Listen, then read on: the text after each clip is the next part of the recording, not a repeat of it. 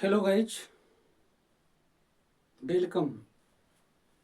I Sambhu sir, all my viewers in my channel Sambhu sir English classes, in which I am going to teach you the poem, one poem today.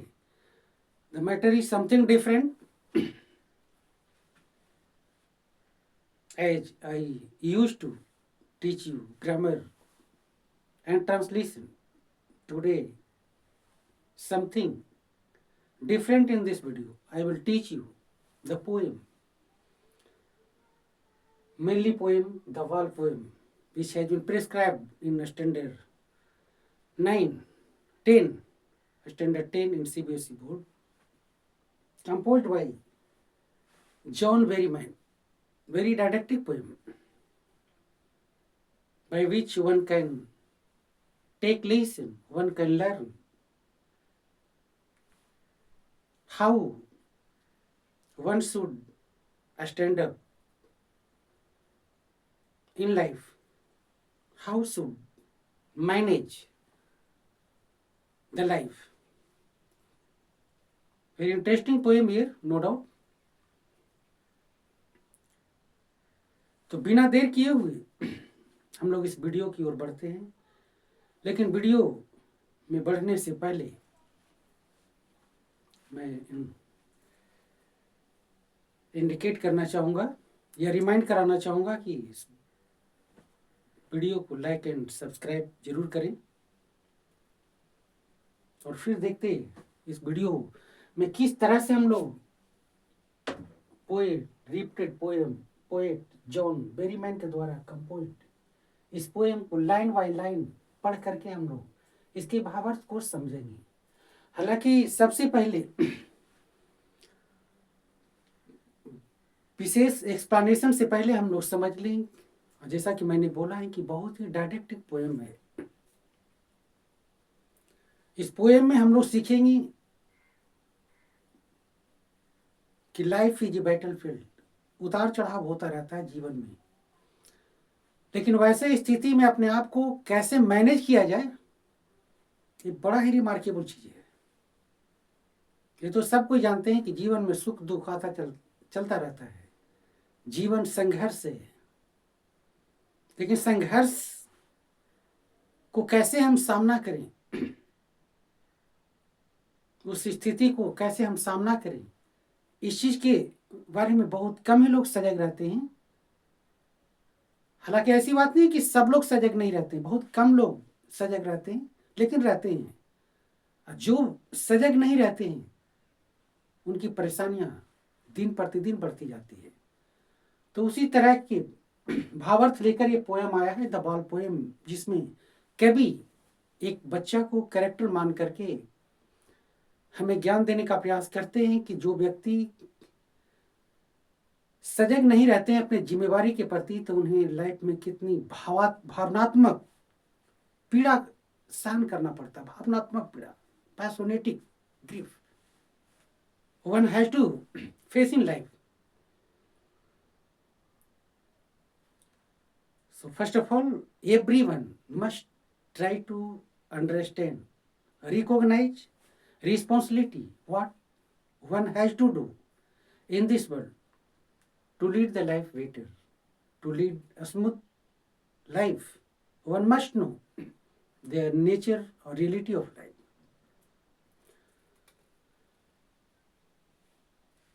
कभी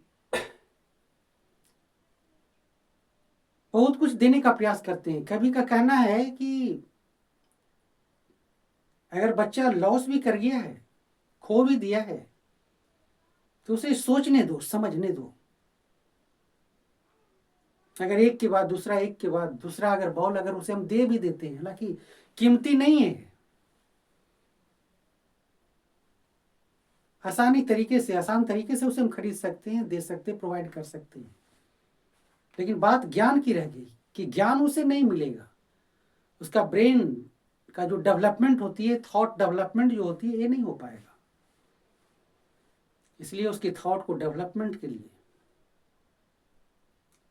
उसे strong बनाने के लिए, चाहे शारीरिक हो चाहे मानसिक हो, उसे खुद सामने आने दो, उसे समस्या से जूझने दो, उसमें इंट्रूड नहीं करो, हस्तक्षेप मत करो,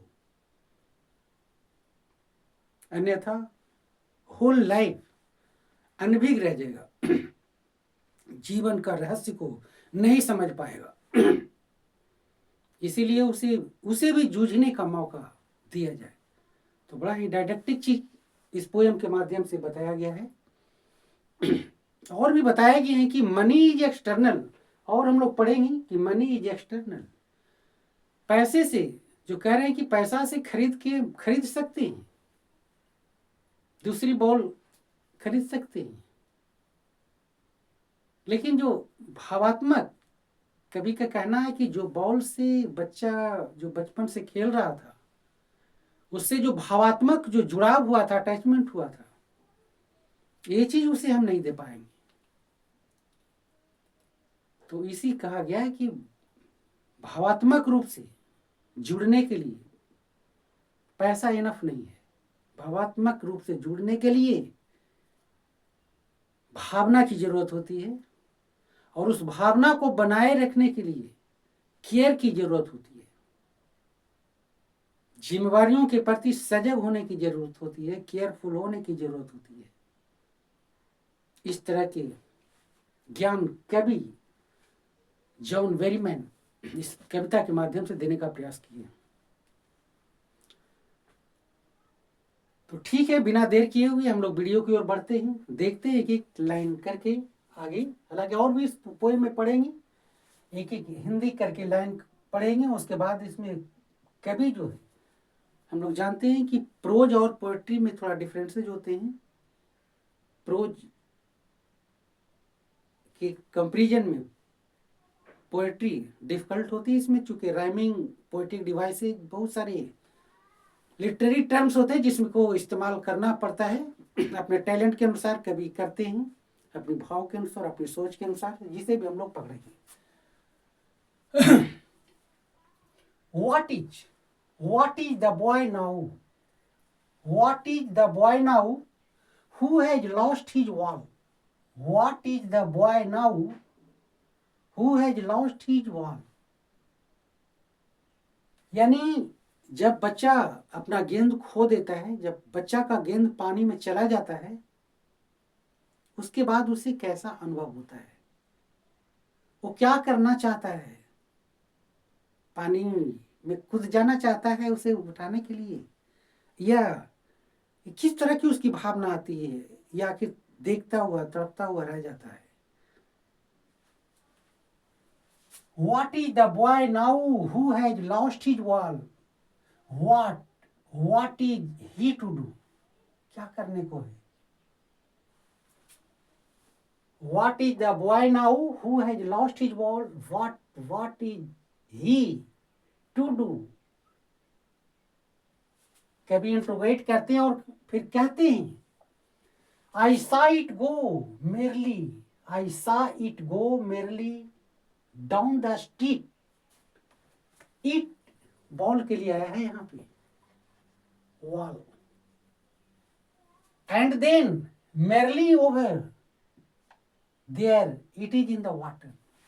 क्या किस तरह से मैंने, कभी कहता है कि मैंने देखा, पोएट आई जो है पोएट के लिए आए हैं, है ना, poet.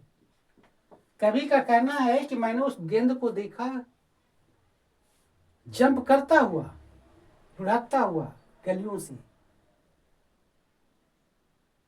Over there is in the water, पानी में चला जाता है, and then merely over there it is in the water. No use to say O there are other worlds. हालांकि मैं बच्चे को बोल भी सकता था कि अरे चलो कोई बात नहीं है, क्योंकि कभी देख रहे थे, कभी के नजर में था कि चलो दूसरे वर्ल्ड्स भी ले लो, छोड़ो, लेकिन कहते ही नहीं तो ऐसा नहीं करूंगा, मेरी बातों का कोई उस पर प्रभाव नहीं पड़ेगा, क्योंकि इतना गंभीर मुद्रा में वो आ गया था बच्चा इसी को तो कहते हैं मानवता, कि मानव उसी को कहते हैं जो दूसरे की भावना को कदर करे, दूसरे की भावना को समझ सके, जिसे ऐसे भी कहते हैं अपने दिल से जाने पराए दिल के हाल। तो शायद कभी इसी चीज को पोएट इसी चीज को यहाँ पे दर्शाने का प्रयास कर रहे हैं कि उसकी भावना को पकड़ने का प्रयास कर रहे हैं, समझने का वो प्रयास कर रहे थे कि नहीं, कि मैं चाहता था उसे बोल भी सकता था, सांत्वना दे सकता था, कंसोलिंग, बट नॉट, क्योंकि कोई प्रभाव इतना काफी। हालांकि आगे चल करके इसका इंट्रोगेशन भी, क्वेश्चन भी किया जाता है कि क्या वो बच्चा पहली बार इस तरह के दर्द को झेला था जिसके कारण इतना सदमा मुंह चला गया उस बॉल को गिरने से। तो इसी में कहने का मतलब डाउट नहीं होना चाहिए कि सचमुच में कि जिस इंसान को एक बार झटका लग जाता है तो जीवन का रहस्य उसे पता चल जाता है और इतना गंभीर रूप से दुखी होने का साफ पता चलता है कि पहली बार अपने जीवन में लॉस किया है। तो ये चीज भी हम लोग देखेंगे। तो कभी आगे देखिए क्या कहते हैं, no use to say O there are other worlds, an ultimate seeking grief, हिला देने वाले दर्द जो है बच्चे के ऊपर है। As he stands rigid trembling staring down, rigid trembling staring down, टकटकी लगा के सिर्फ और सिर्फ उसी गेंद को नीचे की ओर देख रहा था जहां पे उस बंदरगाह वाले पानी में चला गया था। Staring down all his young days into the harbor where his wall went, I would not intrude on him, मैं उससे इंट्रोड्यूस नहीं करूंगा, मैं हस्तक्षेप नहीं करूंगा, बोल करके मैं उसे ये बोल करके a dime another wall, okay, is worthless, बोलना बेकार होगा। Now he senses first responsibility, अब वो अपना बॉल खो दिया है, दर्द झेलने को उसे मिला, अब वो दर्द से उसे एहसास होगा, वो समझेगा अपनी जिम्मेवारी को कि थोड़ी सी भूल कितनी बड़ी सजा का सबूत बन जाता है। हमें केयरफुल होना चाहिए, यानी जो चीज हमें पसंद है उसके प्रति हमेशा सजग होना चाहिए, वफादार होना चाहिए, तभी हम भावनात्मक रूप से उससे जुड़ सकते हैं। अन्यथा कभी भी हमें धोखा मिल सकता है, कभी परेशानियों का सामना करना पड़ सकता है, जैसा कि हुआ। He senses first responsibility in a world of possessions, in a world of possessions, इस दुनिया को जिसमें कहते हैं वर्ल्ड ऑफ पोजेशन, इस दुनिया में जिसे कहते हैं ये मेरा हमारा है, ये तुम्हारा है, इसे ऑन कहते हैं। तो सिर्फ ऑन कहने से नहीं होता है, उसके प्रति जिम्मेवारी होती है, सतर्कता होती है, उसे निभाना होता है। people will take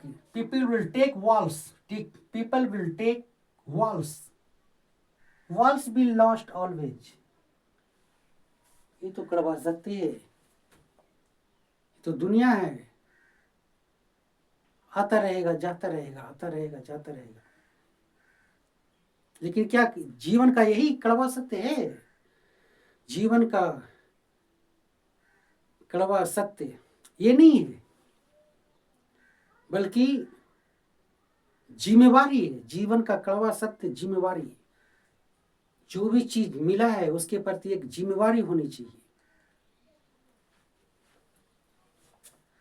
People will take lost always, little boy, and no one buys a wall back. No one buys a wall back. लेकिन वो जो जिससे जुड़ाव लगा हुआ था वो नहीं आ सकता। यानी जिसको आप लाइक करते पसंद करते हैं उसके प्रति आपको सजग होना है। मनी इज एक्सटर्नल, पैसा से, money is external, he is learning well behind is displayed I. हालांकि अपनी दुख भरी आंखों से वो सीख रहा है, समझ रहा है कि पैसा से सिर्फ हम लोग बाहरी आनंद उठा सकते हैं, भावनात्मक रूप से नहीं जुड़ सकते। इसलिए भावात्मक रूप से जुड़ने के लिए भावना की जरूरत होती है, केयर की जरूरत होती है, समझदारी की जरूरत होती है, जिम्मेवारियों को समझने की जरूरत होती है। He is learning well behind his discreet eye. The epistemology of laws, how to stand up, knowing what everyone must know, and must know many days, how to stand up. कहता है कि the epistemology of laws, epistemology, very interesting word, epistemology,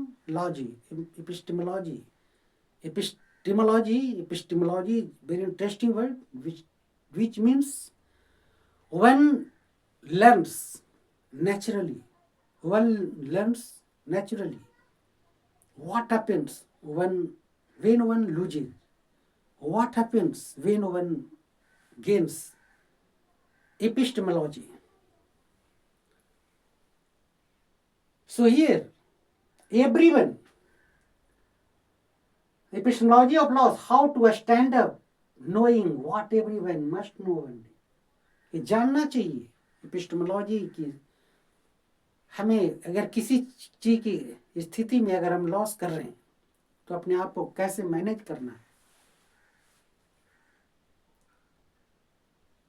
चाहे सुख हो, चाहे दुख हो, चाहे लाभ हो या हानि हो, वैसे स्थिति में अपने आप को किस तरह से मैनेज रखना है, ये चीज समझने का प्रयास करते हैं। Epistemology of loss, how to stand up, knowing what every man must one day know. हर व्यक्ति को जानना चाहिए एपिस्टेमोलॉजी ऑफ लॉ, नेचर के बारे में हर व्यक्ति की जरूरत है। एपिस्टेमोलॉजी को समझिए, नेचर को समझिए। हालांकि कभी का ये भी कहना है कि बहुत लोग जानकारी रखते हैं, कुछ लोग हैं जिनकी जानकारी नहीं है, तो उन्हें भी जानकारी रखने की जरूरत है। जिस तरह से कुछ लोग बहुत पहले ही जान चुके हैं कि दुनिया का कड़वा सत्य क्या है, उसे कैसे हमें जानना है, समझना है, उसी तरह से जो लोग नहीं भी जान रहे हैं वो एपिस्टेमोलॉजी को समझें। जिस चीज को पसंद करते हैं, जो उसके फेवर का लायक है, उसे के प्रति सजग रहें, केयरफुल रहें, तभी आप भावनात्मक तरीके से और अच्छे रह सकते हैं। आगे हम लोग देखते हैं व्हाट इज द बॉय। आगे हम लोग देखेंगे कि राइमिंग पैटर्न या पोएटिक टर्म्स क्या इस्तेमाल किया गया इस पोएम में। What is the boy, what is the boy. सबसे पहले हम लोग देखेंगे कि what second line, first line और सेकेंड लाइन में व्हाट से स्टार्ट किया गया है, जिसे हम लोग एनाफोरा कहते हैं। एनाफोरा, फिगर ऑफ स्पीच कहते हैं, एनाफोरा, क्योंकि रिपीट किया गया है। व्हाट एंड व्हाट दोनों लाइन व्हाट से स्टार्ट किया गया है। What, okay, who has his, who has his, okay, who has his, okay। Alliteration इसको कहते हैं, एलिट्रेशन, एलिट्रेशन कहते हैं, सेम साउंड से हा हा, सभी में साउंड हा आ रहा है, सभी में साउंड हा रहा, हा साउंड से शुरू किया गया है। Okay okay what, next here merely, it here, it merely goes, it merely goes, merely goes, okay, merely goes। Wall has been personified, merely denotes personification, personification। enjoyment. Okay. Why? Okay. Why don't wear him? There is no any sign here. Enjoyment. जब किसी भी line के अंत में कोई comma, full stop या किसी तरह के साइन नहीं दिया जाए तो उसे इंजॉयमेंट कहते हैं।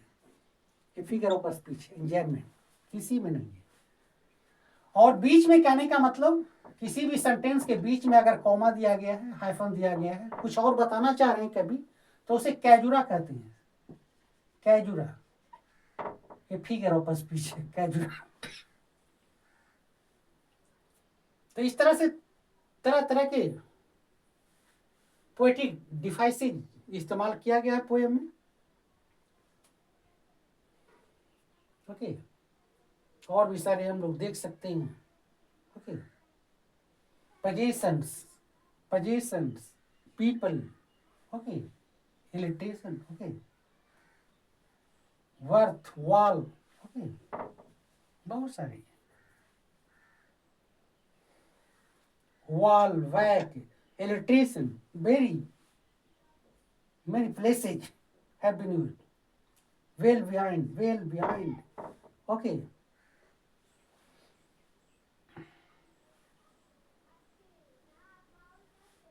ओके,